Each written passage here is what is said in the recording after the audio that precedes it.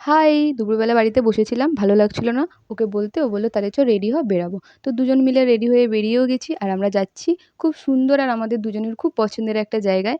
আর এই দেখো সূর্যটা কত সুন্দর লাগছে দেখতে। তো দুজনে মিলে গল্প করতে, করতে চললাম। দেখো আমরা এসেও গেছি আর এখান থেকে ক্যান্ডেল নিচ্ছিলাম। আর হ্যাঁ, আমরা এসেছি ব্যান্ডেল চার্চে। তবে এত লাস্ট মোমেন্টে এসেছি যে তখন অলরেডি চার্চ খালিও হতে শুরু করে দিয়েছিল। তো এই দুটো ছবি তুলেই আমরা বেরিয়ে গিয়েছিলাম। তারপর আমরা গিয়েছিলাম ময়ূরপঙ্খী ঘাটে। আমার আর ওর না এরকম গঙ্গার ধারে বসে সময় কাটাতে খুব ভালো লাগে। তো আমরা ওখানেই বসেছিলাম, গল্প করছিলাম। আর তার মধ্যে দেখো পাগলামি শুরু করে দিয়েছে। সবসময় এরকমই করতে থাকে।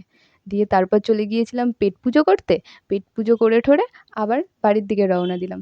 এইভাবেই কাটলো আজকে আমাদের সন্ধ্যেটা। আসলে কি বলো তো, সবাই দেখি কি সুন্দর, সুন্দর ভ্লগ করে। তো আমারও আজকে ইচ্ছে হলো। তো জানিও কেমন লাগলো দেখতে।